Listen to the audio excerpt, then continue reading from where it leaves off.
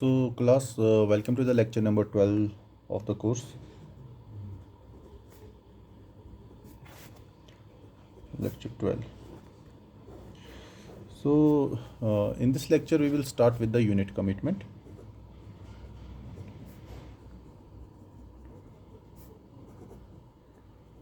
Unit commitment. Okay, what do you mean by unit commitment? What are units in power systems? In electrical engineering or power system, unit means generator. Unit means generator. And what is what is commitment? Commitment means if we are saying that we have decided, once it is decided that a particular unit will supply suppose x megawatt of load for a particular time period. So I'm saying commitment means if we are saying that if a particular unit is it is decided that a particular unit will supply x megawatt of load for a particular time period, so that means that particular unit is now committed to supply x megawatt of power.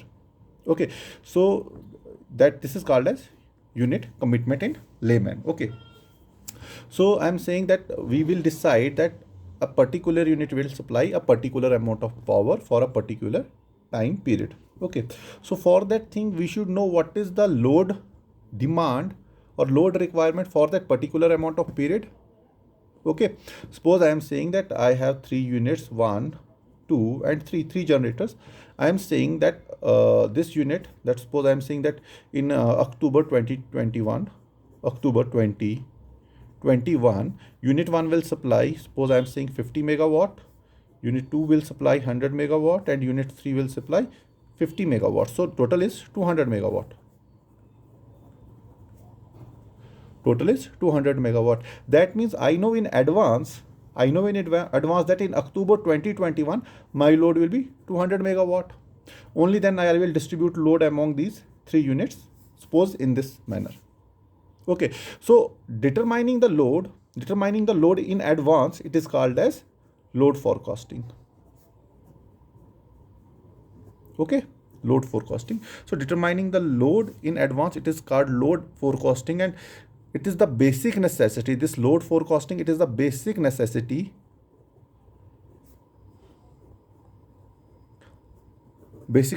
for unit commitment.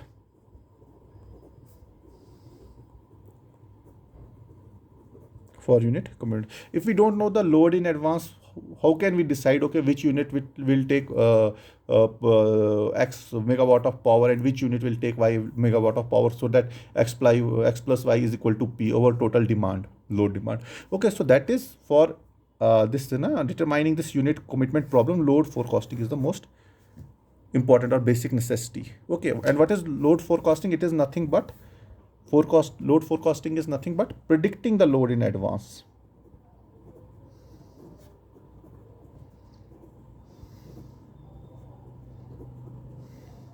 So why do we predict load in advance? Okay, why do we predict load in advance? So means this predicting the load in advance means load forecasting. It is very important. Why is it very important? Okay, suppose first I will tell you what are the types of load forecasting. Load forecasting, it can be short term. It can be short term load forecasting. It can be mid term load forecasting, and it can be long term, long or very long term. Short term means predicting the load in advance, okay, for few hours. Okay, so I'm saying, suppose right now I'm saying if it is 3 p.m. I will predict the load. Suppose what will be the load tomorrow at 3 p.m. Okay, that is short term. And maybe I will predict, so what will be the load next month? It is mid term. A mid term. And very long means I will predict the load few years. Means what will be the load in 2028, what will be the load in 2030. That is called as very long term load forecasting. So short term load forecasting, mid term, and long term. So why this long term forecasting? Why we can say they are very means play a very important role. For example, if I am talking about long term forecasting, load forecasting. So I am talking about long term for load forecasting. Suppose that means long term load forecasting means we are predicting the load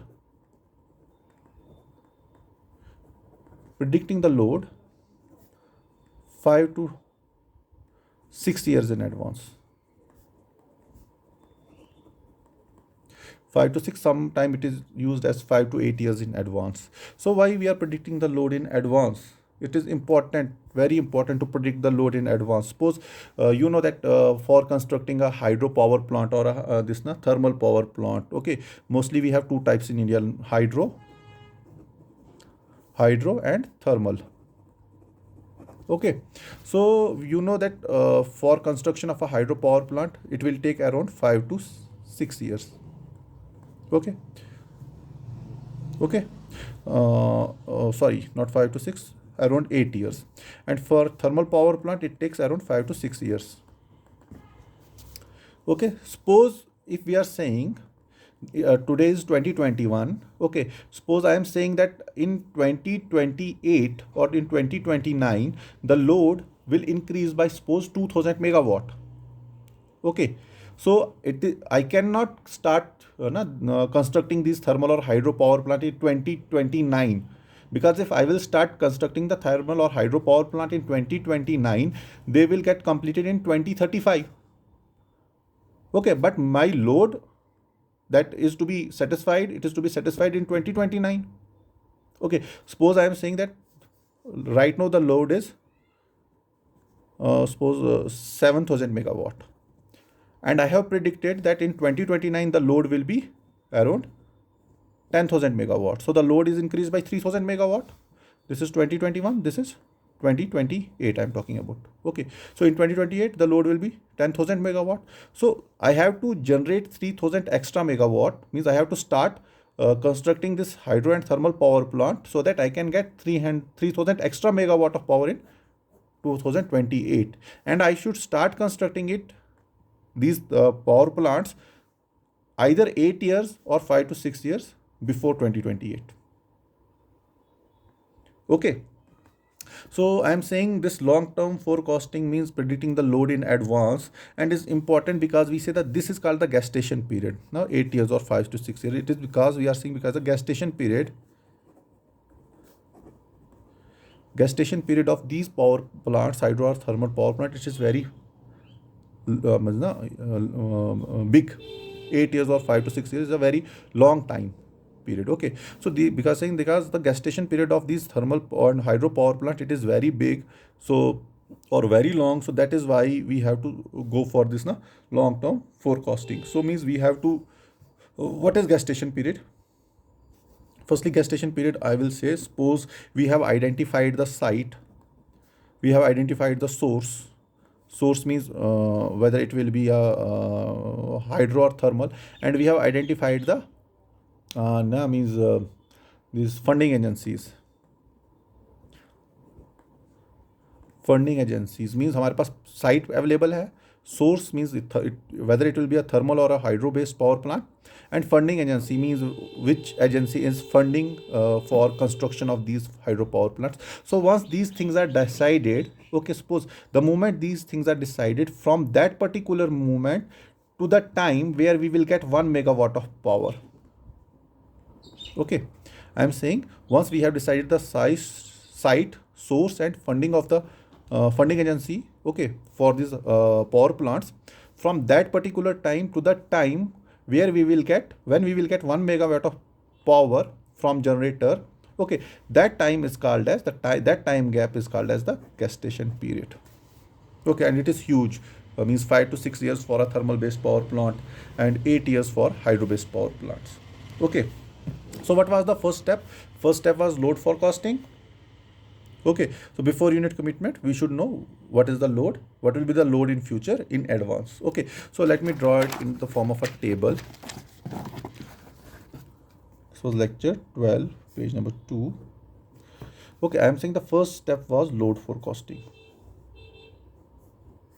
First step was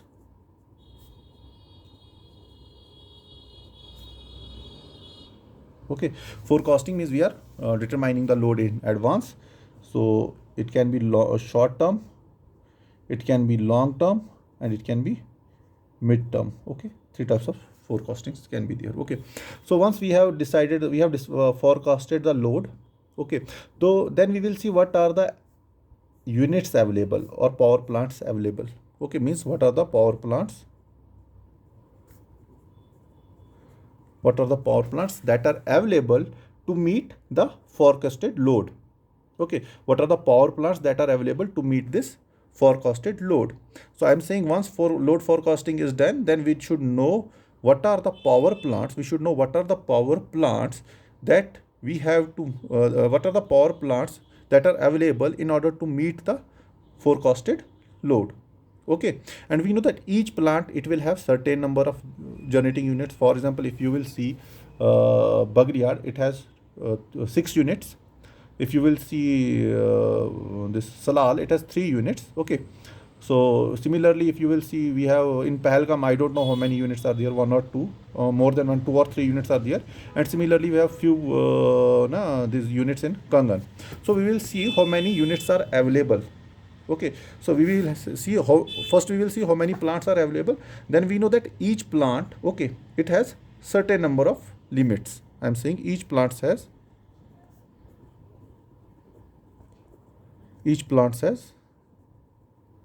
certain number of units. Okay, this is what I'm saying, each plant has certain number of units, and we have to decide, no, it this engineer has to decide which unit is under maintenance and which is not under maintenance during which period of time.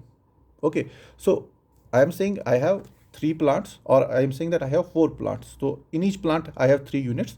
I have 4 plants. Okay, I'm saying that I have 4 plants, and in each plant I have 3 units. So total number of units will be 3 multiplied by 4, 12 units. So what periodically I have to maintain these units means I will load 10 units. Suppose in October 2028, I will keep 10 units on, and I will repair the 2 units during October. Maybe in March, I will maintain other 2 units. Okay, so during October, I am turning on 10 units and I'm keeping 2 units off for maintenance. Okay, I'm saying during October period, October 2028, out of these 12, only 10 units will participate. Okay, why? Only 10 units will participate. Why? Because 2 units are under maintenance. They cannot be loaded, they cannot supply any power. Okay, and also it is this mandatory by law. For example, if we will talk about the thermal power plant, so in every thermal power plant we have boilers. Okay, so it is mandatory by law that the boiler should be maintained after every 3 years. I'm saying boiler should be maintained after 3 years. Okay, so I am saying if a particular unit is under maintenance for suppose 1 month, that particular unit will not supply power. It will not participate in this load distribution. Okay, so I will see out of the, firstly I will forecast the load, and I will see which plants are available for meeting this forecasted load, and I will also see so how many number of units they will remain on for how much time, and how many units they will remain off for which particular time. So once I have I have identified the number of units, then I will say which units are under maintenance, which I am talking about maintenance. Okay, because the units which are under maintenance, they cannot participate. Okay, so suppose I am saying that out of 10, 12, 10 units are working and 2 units are under maintenance. So only these 10 units, they will take the load, and then we will decide out of these 10 units, how many units are to be kept on and how many units are to be kept off. That is called as unit commitment. That is called as unit commitment.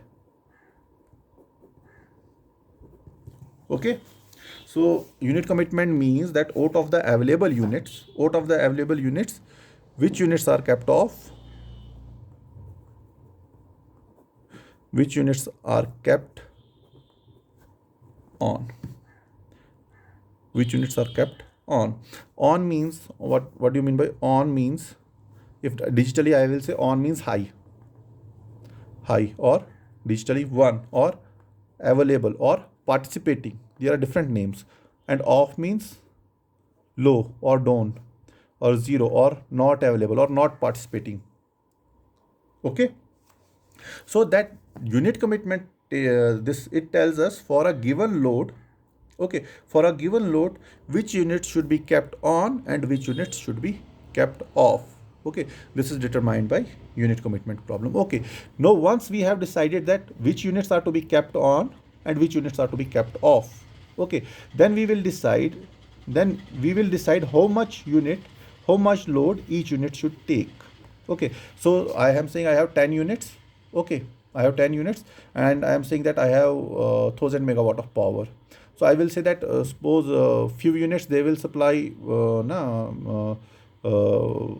than 100 and few units they will supply less than 100. So it will be determined by economic load dispatch problem, ELD, economic load dispatch problem. So firstly forecasted load, then after forecasting the load we will see what are the plants that are available to meet this load. Then we are seeing that in these plants how many units are under maintenance. So the units which are under maintenance they cannot participate, and the units which are not under maintenance they are participating. So means unit commitment tables, then comes the unit commitment. Unit commitment tells out of the available units which units are to be kept on and which units are to be kept off. Then comes the economic load dispatch problem. Economic load dispatch problem tells us that how much each unit should be loaded, but which units which are to be kept on. Those units which are kept on, how much load each unit or each this generator should take. Okay, for example, I am saying if I have a 100 megawatt unit, how much it should be loaded, that whether it should be loaded for 100 megawatt, it should be loaded up to 50 megawatt or 70 megawatt. Okay, so it depends upon the objective function. What is our objective function? So this is the hierarchical problem where which starts with the load forecasting, then ends at the economic load dispatch problem. Hope you people are able to understand it. Now we were talking about unit commitment. Okay, what is unit commitment? First of all, you know that load is never constant. Okay, unit commitment. Unit commitment. So I am saying that load on a power system, it is never constant. It keeps changing from day to day, from season to season. Okay, and we have a 24-hour load curve. 24-hour load curve. Suppose suppose that this is 0 second, this is 24 hours, 0 hour. Okay, so I am saying that the load will change like this. Okay, during the 24 hour, this is my load pattern. Okay, this is load, this is load, this is time in hours. So this is my 24-hour load pattern, how my load is changing. Are you getting it? Okay, so what I am saying, firstly I am saying that the load on a system, it is not constant. Okay, it varies throughout, it depends upon the users. Okay, so what is the job? It is a job of the company or utility, job of the utility. What is utility? Utility means company which is providing power to the consumer. For example, in J&K, which company is providing power to the users? It is Power Development Department. Okay, so so for us, for the people of Jammu and Kashmir, utility is Power Development, PDD. Power Development Department is the utility. So I'm saying the load is not constant, and it is the job of the utility to predict the load in advance or to forecast the load in advance and make decision about which generators should be kept on and which generators should be kept off. Means which generators, means the utility will predict the load, and it will decide which units or generators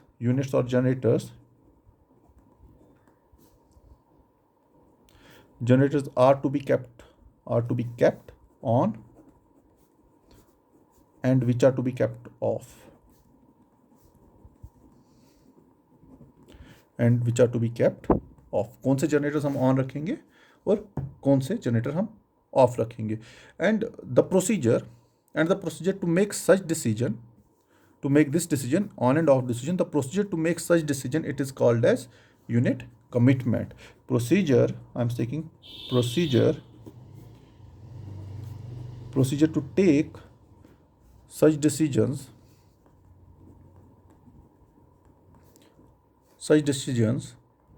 is called unit commitment.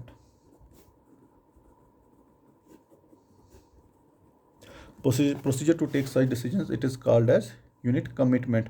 And the unit, we are saying, and the unit which is to be kept on for supplying the load to the system is said to be committed. Okay, so what we are doing, firstly we say that the utility which is providing power to the user or consumers, it will decide which units are to be kept on and which units are to be kept off, and the procedure to take such decision is called as unit commitment. Okay, this procedure is called as unit commitment. And once the utility, okay, it has decided, okay, that a particular unit is to be kept on, okay, that a particular unit is to be kept on for supplying the load to the system, now that particular unit is now committed. Okay, suppose we are saying, okay, I am distributing means assignment to students, okay, of your class, and I am saying, no, it is the job of the CR to collect these assignments from you and deposit these assignments in my office. So now this your CR is committed to do this job. No, it is the job of the CR to collect the assignments and submit it in my office. So I am saying the CR is now committed to to do this particular job. Similarly, once we have decided which units are to be kept on for taking the load on the system, we are saying, no, that particular unit is now committed for supplying that load. Okay, also this unit commitment problem, we are saying it is not permanent problem. It is not permanent. Why it is not permanent? Because it changes with loading condition. It changes with loading condition, or changes with load. Okay, so why we are saying that which generators are to be kept on and which generators are to be kept off? Why not keep all the generators on all the time? Okay, suppose like I told you that out of I have 12 generators, suppose I'm saying 2 are under maintenance, I have 10 units available. Okay, so why not to keep all the 10 units on all the time? Okay, we cannot do that. Why? Because it is not economical. It is not economical. Lecture 12, page number 3rd. So I am saying this, it is not economical to keep or run all the units available at all the time. Okay, so we know that, so why? Because for a given load condition, to determine which unit is to be kept on and which unit is to be kept off, it is called as unit commitment problem. And this unit commitment problems is only important for thermal power plant. Okay, what I am saying that it is not economical to run, it is not economical to run all the units available all the time. Okay, I am saying that for a particular or for a given load condition, to determine the unit commitment problem, that is which units should be on, it is done by a it is called as unit commitment problem. And I am saying this unit commitment problem, it is important only for thermal power plant. Unit commitment problem, UCP, only important for thermal power plant and not hydro or nuclear. First, I will talk why is it important only to thermal power plant. Because this power plant, we are saying, if we are keeping all the units on all the time, okay, so there are certain units whose incremental fuel cost is small, and there are certain units whose incremental fuel cost is high. So keeping all the units on all the time, it will unnecessarily involve more cost. Okay, so again I am saying this unit commitment problem, it is only for important for thermal power plant and not for hydro power plant. Why? Because you know this, in hydro power plant, what is the source is water, means no running cost. For this hydro power plant, there is negligible running cost, no running cost. Okay, and this nuclear, based power plant means they once the reaction nuclear reaction starts, you cannot means stop the reaction unless until whole nuclear material is exhausted. Though the reaction is controlled reaction, though reaction is controlled reaction, but you cannot stop the reaction. So once the reaction is started, means it will continue till the whole material is not exhausted. So that is why we are saying na this these nuclear and hydropower, this nuclear power plant, it is a base load power plant. Base load power plant. Okay, that is why we are saying that this nuclear power plant, it is a base load power plant. However, if you will talk about the thermal power plant, it needs thermal power plants. Thermal power plant needs a lead time. Needs a lead time of 2 to 8 hours. what do you mean by lead time of 2 to 8 hours? Means अगर आपको 8 घंटे बाद बिजली चाहिए, आपको अभी plant को on करना है. वाई? क्यों 8 घंटे या 2 घंटे बाद अगर आपको बिजली चाहिए, आपको प्लांट को अभी ऑन करना है. या it whether this lead time will be 2 hours or 8 hours, it will depend upon whether we are whether the boiler is cold or whether the boiler is hot. Okay, whether there is any steam in the boiler or whether there is not any steam in the boiler. It is called as hot start or cold start. Means hot start or cold start. So I am saying that a thermal power plant, it needs the lead time of 2 to 8 hours. Means अगर हम कहते हैं कि अगर boiler में पहले से steam है, there is already some steam in the boiler, okay, then it is called a hot start. Okay, and there is no steam in the boiler is cold, so you have to burn the fuel, you have to produce the heat, you have to create a steam. So from the beginning, that is called as cold start. If there is some steam already in the boiler, it is called as hot start. If you are starting the thermal power plant from hot start, the lead time will be small. However, if we are starting the boiler from the cold start means there is no steam in the boiler, then the lead time will be more. Okay, got it?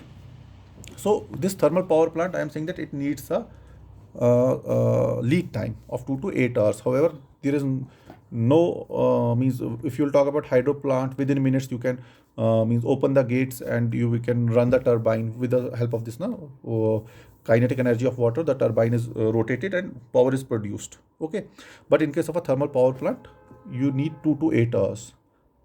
Okay, now we are talking about unit commitment. Suppose I am saying 10 units are on. Out of 10 units, which units I will keep on and which units I will keep off? There should be a criteria for that. We cannot say randomly, okay, if we are keeping these 8 on or 6 units on, and for meeting the load, and we are turning on the 4 units of the 4 units. No, it is not like that. There is a particular criteria for that. So what is the criteria? The first criteria for this unit commitment problem, which units are to be kept on for supplying the power and which units are to be kept off, it was given by Baldwin in 1959. Okay, so how to select a particular unit for supplying the load? How to select a particular unit for supplying the load? It was given by Baldwin, okay, in 1959, and he used a suboptimal approach. And this Baldwin, he used a suboptimal approach. He used a suboptimal approach based on priority ordering. So he decided his priority order, and he said that his priority ordering is based suboptimal approach based on priority order, where the priority was first was cost, second was emission means emission of greenhouse gases, the third was reliability, and the fourth was efficiency. Okay, so what Baldwin did, so he he gave a suboptimal approach for deciding which units are to be kept on for supplying a particular load. And this priority ordering, it consists of cost, emission, reliability, and efficiency. Okay, every person has his own priority, like what you guys do while taking an elective. Okay, so while taking an elective, most of the student, they think, okay, what is the percentage result of a particular teacher? What about if I'm taking power system operation and control? How many students are failing in power system operation and control? You will take data from the few years. Okay, if you will see, okay, the majority of the student are passing this subject, okay, then you will say, okay, we will take this subject.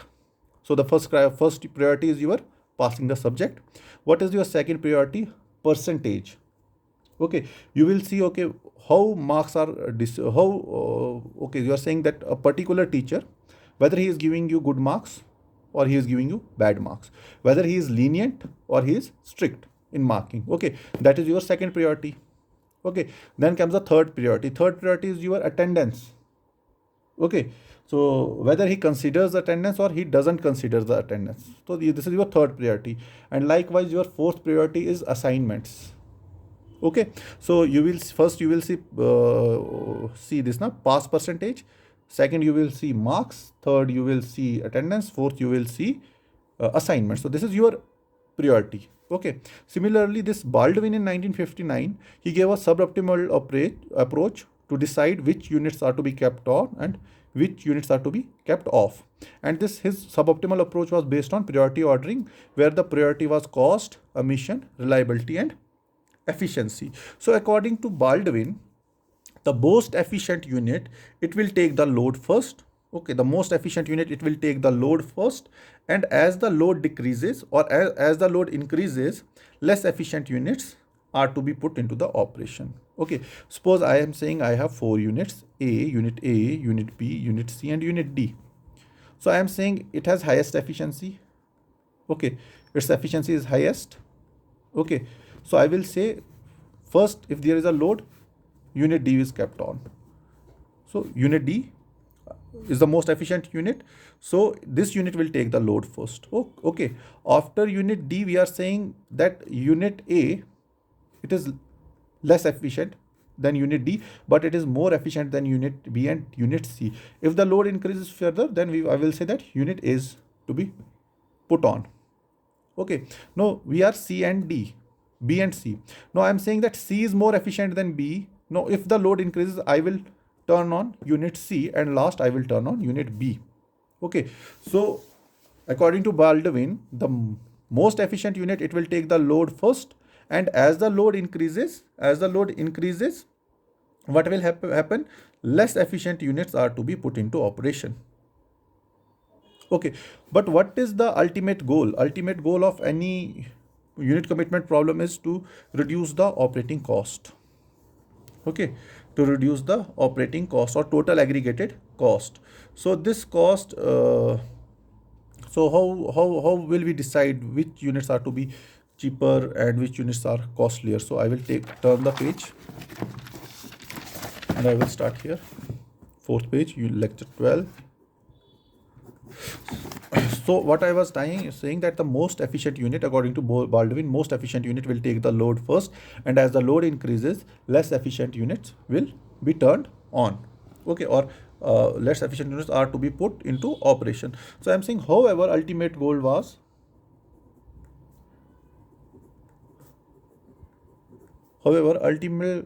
goal is to minimize the cost. To minimize the aggregated cost or total aggregated cost, means total cost of generation should be less. Total aggregate cost. So what does this total aggregate cost? It includes startup cost, operating cost, and shutdown cost.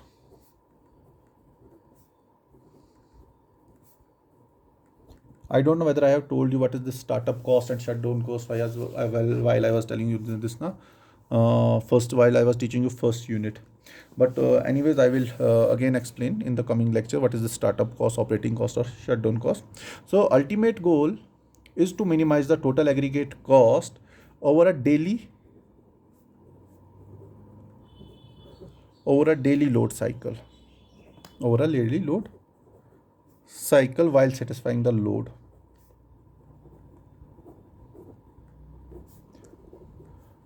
While satisfying the load. Okay, so for example, I am saying that I have a P number of generating units. So I am saying for a P generating units. For a P generating units means I have total number of generators, I have P. So for a P generating units, we can have 2 raised to power P minus 1 number of possible combinations.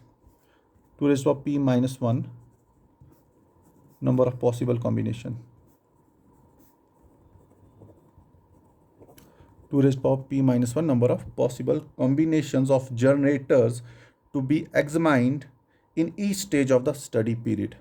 To be examined, total number of combination of generators to be examined,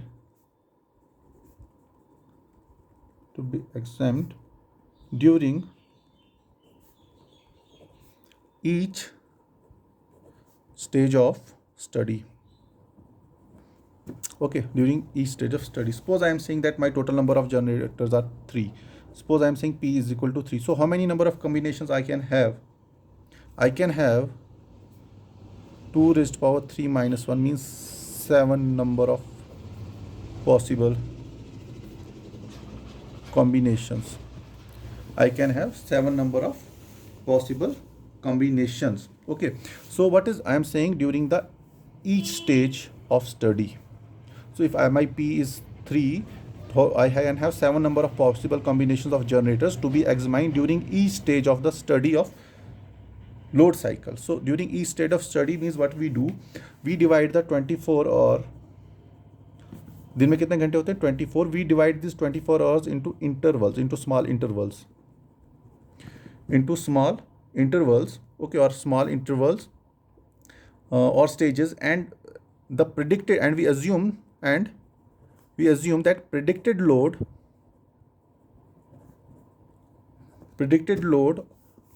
remains constant during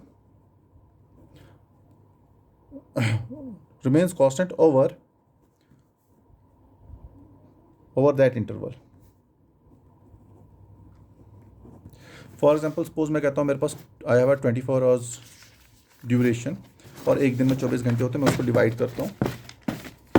I will divide it into 6 intervals of 4 hours. Okay, so if I am saying that this is my time, I will start with 0. This is my 4 hours, this is my 8 hours, 12 hours, 16 hours, 20 hours, and 24 hours.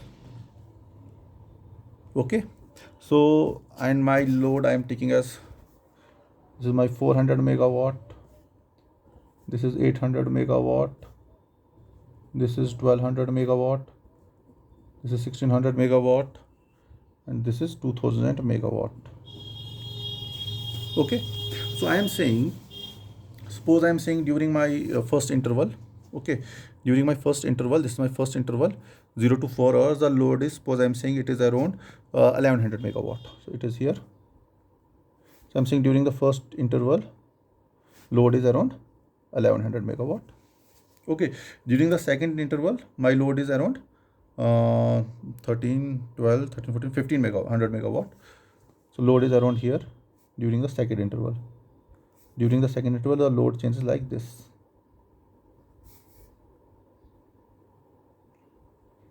So this is my load during the second interval, and during the third interval, load is around, suppose I will say 1900 megawatt. These are my intervals. Let me draw the dotted line so that I can show it more carefully. So this is my third interval. During the third interval, load is 2000 megawatt. So during the fourth interval, load is, suppose I am saying 1600 megawatt. During the fourth interval load is 1600 megawatt. During the fifth interval load is 1200 megawatt. This is my fifth interval, load is 1200 megawatt. And during the sixth interval, suppose load is 800 megawatt. This is my sixth interval. So this is my interval first, this is my interval second, interval third, interval fourth, interval fifth, and interval sixth, interval or stages. So what I am doing, I am dividing the daily load cycle into stages, and I am assuming that the load during particular stage or interval, it remains constant. Okay, so this is my load. So how many, I'm saying I have 3 generators. I told you that P is equal to 3. So how many number of possible combinations I can have? I can have total number of 7 possible combinations. Okay, 7 possible combinations. So I will draw a unit commitment table. A unit commitment table. Here I have, in this direction, I have this combination. And here I have units. So how many units I have? Suppose I'm saying P is 3. So P first unit, second unit, and third unit. And how many combinations I have? 7. Suppose I am representing combinations like X1, X2, X3, X4, X5, X6, and X7. 7 combinations I have. What can be the combination? The first combination can be that all the units are on. Second combination is that only 2 units are on, and third is off. It can be first 2 units, it can be first third unit, it can be second third unit. They can be off, and 2 are on, 1 is off, 2 are on, 1 is off, 2 are on, 1 is off. The third is that only 1 is on and rest are off. 1 0 0, this is third combination. 0 1 0, 0 0 1. So only 1 is on, rest 2 are off. Here only unit 2 is off, 1 and 3 is off, and here only unit 3 is on, unit 1 and unit 2, they are off. Okay, this is my unit commitment table. This is my unit commitment table. So from the unit commitment table, you can see that for a system with P generating units, okay, at least 1 unit should be on all the time. If you will see here, 1 unit is on, here 1 unit is on, here 1 is on, and in these cases 2 units are on, and here all the 3 units are on. Means I am trying to see that from the unit commitment table, we see that at least 1 unit should be on all the time to supply the load. So that unit is never 0 over any duty cycle or over the daily load cycle. Okay, so the unit commitment problem, what unit commitment problem does, the unit commitment problem searches for the most economic feasible combination. Among these 7 combinations, the unit commitment problem, it will search for the most economic feasible combination of generating units to serve the forecasted load at each stage or interval of the load cycle. So what I am saying unit commitment problem, UCP, searches for the most economic, it searches for the most economic feasible combination of units to serve the forecasted load,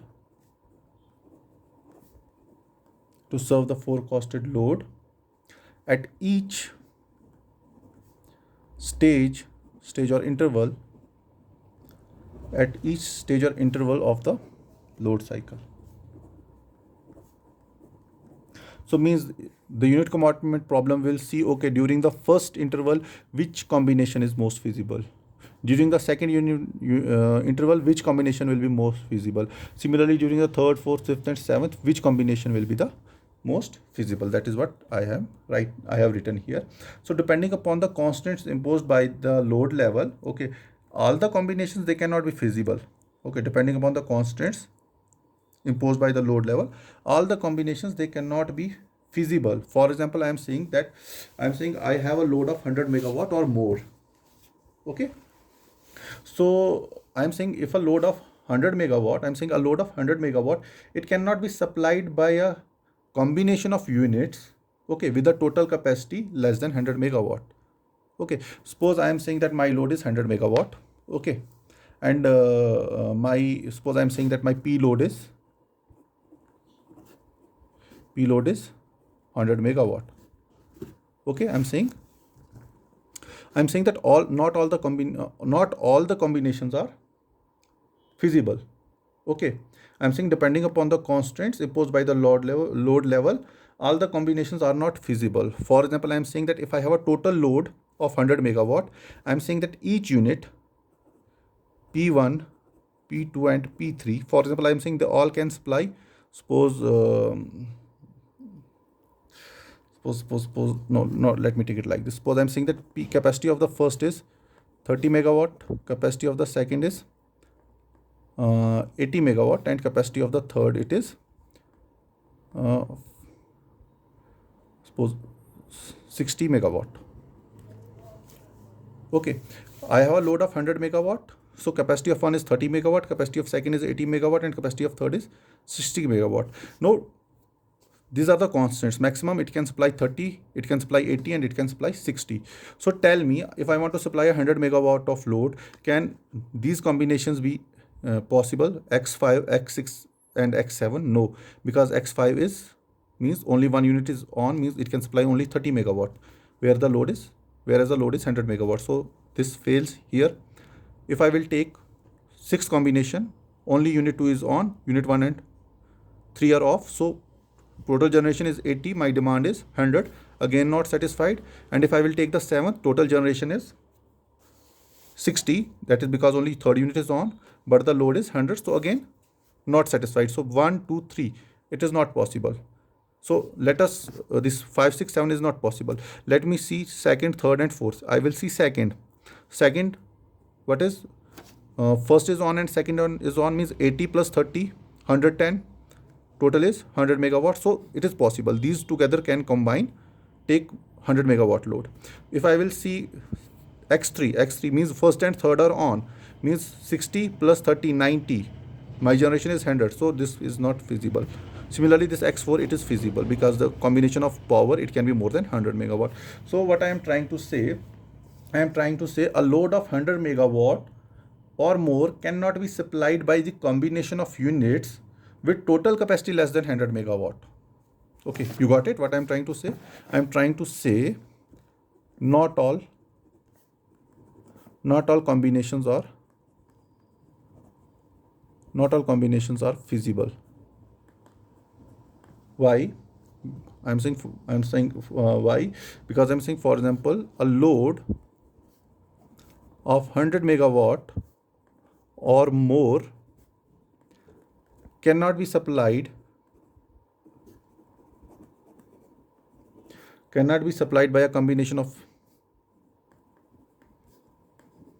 by a combination of units with total load, with total capacity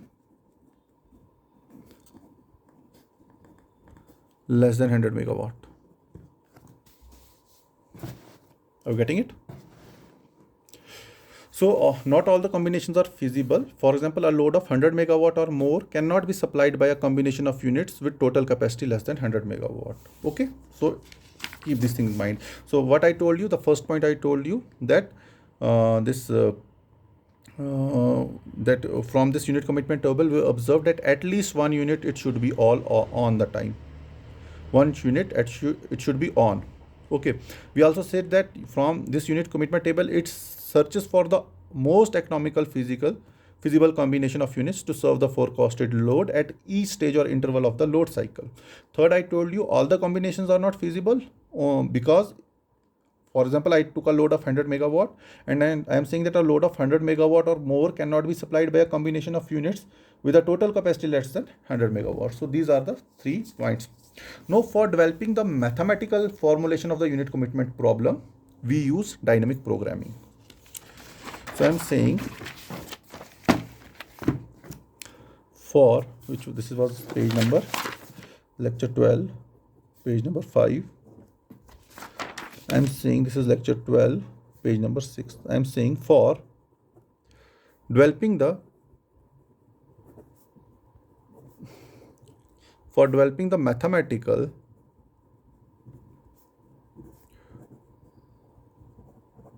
For developing the mathematical formulation of unit commitment, we use dynamic programming.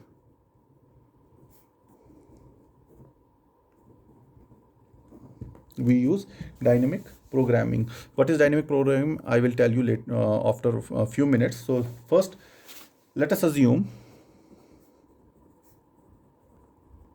that xik. So xik is combination xi, okay, of interval k. Combination xi of interval k. Suppose I am saying this is my xi, this x1 is for interval third.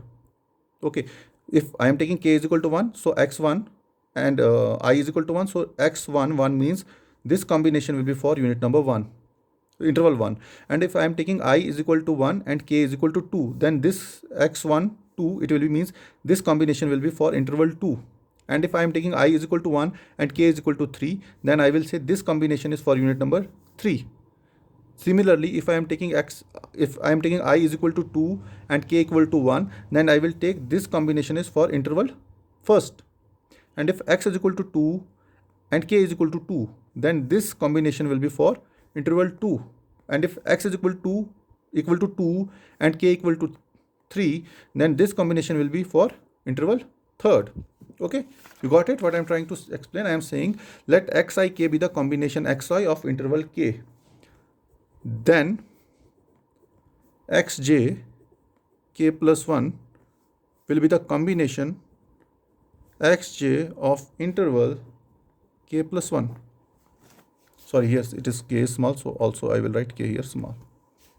Okay, for example, if I am saying that k is equal to 1, I am saying for k equal to 1 and I equal to 5. Okay, in the 3-unit problem, in the 3-unit system. Okay, so what will be the combination? The combination will be x51, means fifth combination will be for the first interval, which means that only, what is fifth combination? Fifth combination is only unit 1 is on, unit 2 and 3 is on. So fifth combination will be for the first interval. So this means only unit 1